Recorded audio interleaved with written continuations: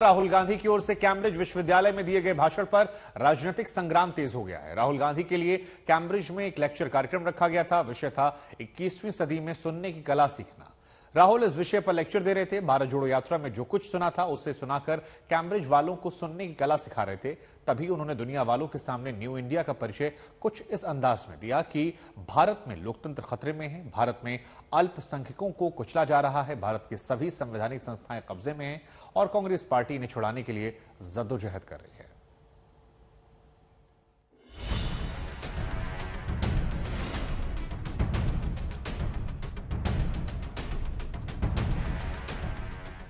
कांग्रेस ने देश में भारत जोड़ो यात्रा की। राहुल गांधी ने 3,500 किलोमीटर पैदल चलने का दावा किया। सैकड़ों हजारों लोगों से मिले, उनकी बातें सुनी, देश की समस्याएं सुनी और देशवासियों को बहुत कुछ सुनाया और समझाया भी।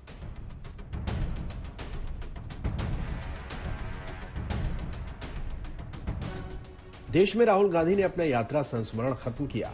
बढ़ी हुई दाढ़ी और बाल कटवाए, टाई सूट पहनकर कैम्ब्रिज वालों को यह बताने गए थे कि 21वीं सदी में सुनने की स्किल्स क्या है, वो कला क्या है जिसमें सुनना सीखा जाता है। और कैम्ब्रिज वालों को यह सीख देने के लिए राहुल गांधी ने वो बातें बतानी शुरू की जो उन्होंने भारत में सुनी है। I myself had Pegasus on my phone. Large number of politicians have Pegasus on my phone, on their phone. I've been called by intelligence officers who tell me, listen, please be careful what you're saying on the phone because we are sort of recording this stuff. So this is a constant pressure that we feel.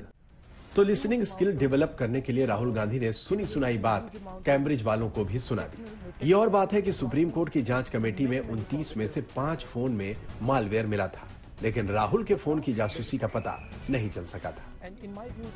Pegasus पे राहुल गांधी जी की क्या मजबूरी थी कि उन्होंने अपना mobile phone जमा नहीं करवाया। और वो नेता जो भ्रष्टाचार के चलते बेल पर है, ऐसा क्या था उनके मोबाइल फोन पे जो उनको अपना छिपाने की जरूरत थी।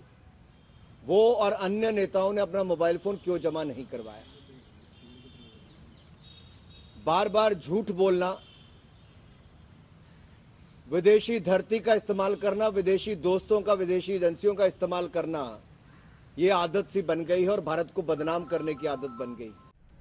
राहुल गांधी ने एक और खबरों में सुनी सुनाई बात कैम्ब्रिज में कही, जिसकी तलाश राहुल खुद भी करने का दावा कर रहे हैं, और वो भी भारत में खतरे में लोकतंत्र वाली खबर।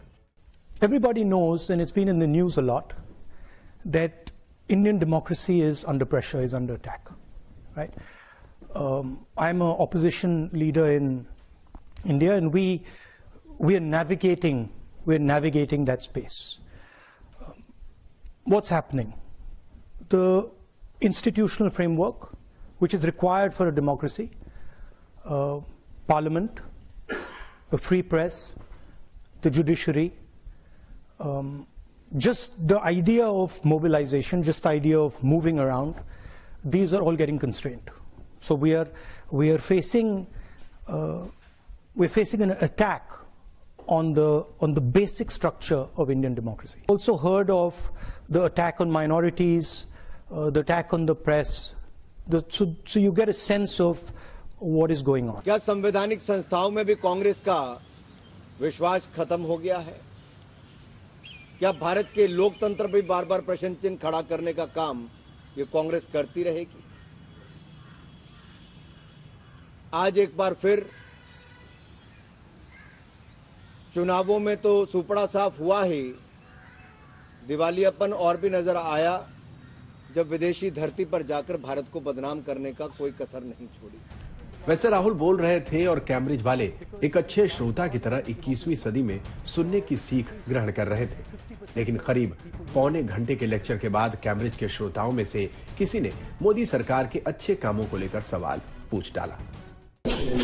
Can you tell a few good policies implemented by Narendra Modi?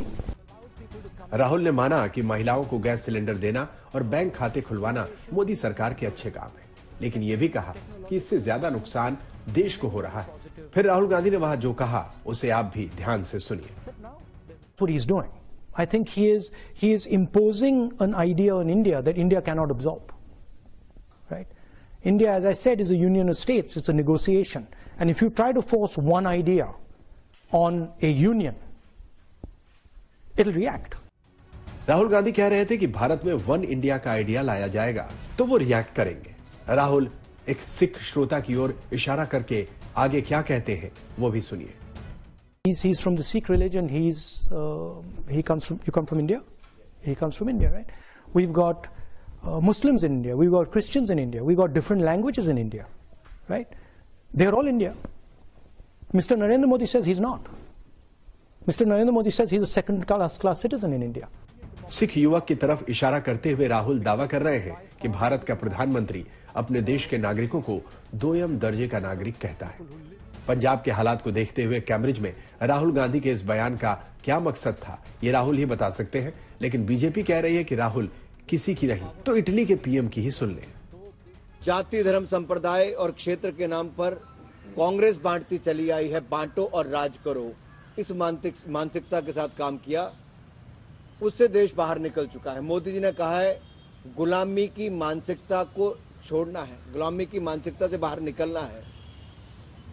शायद राहुल गांधी जी अभी भी निकल नहीं पाए, कांग्रेस भी नहीं निकल पाई। इटली की पीएम जॉर्जिया मेलोनी ने एक दिन पहले ही पीएम मोदी को पूरी दुनिया का सर्वोच्च पसंदीदा नेता बताते हुए उनकी तारीफ की थी।